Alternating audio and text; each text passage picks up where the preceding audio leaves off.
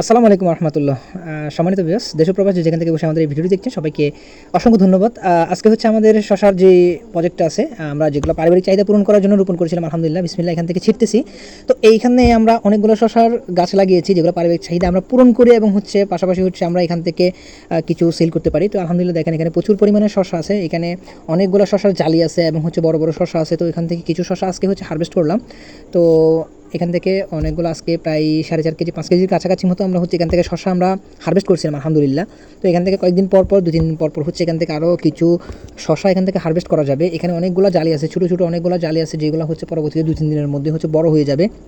এইখানে আমরা জৈব সার, শুধু আমরা জৈব সার এবং হচ্ছে হরলিক্স সার ব্যবহার করেই হচ্ছে এই ফলনগুলো ফলিয়েছি আলহামদুলিল্লাহ।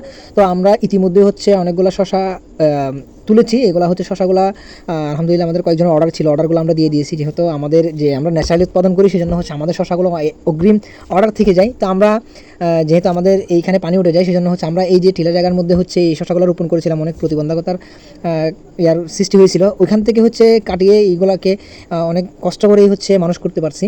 তো আলহামদুলিল্লাহ যথেষ্ট এখানে ফলনও ভালো। তো সবাই দোয়া করবেন আমরা যাতে এই প্রজেক্টটা নিয়ে আরও আগাতে পারি এবং হচ্ছে আমাদের যে জৈব সারের কোয়ালিটি আলহামদুলিল্লাহ যথেষ্ট ভালো। আমরা কাস্টমারদেরকে যেই জৈব সারগুলো দিই ওনারাও কিন্তু বারবার আমাদের থেকে জৈব সারগুলো ব্যবহার করে, যারা ছাদ বাগানে তারাও ব্যবহার করে। তো সবাই ভালো থাকবেন, সুস্থ থাকবেন। আসসালামু আলাইকুম রহমতুল্লাহ।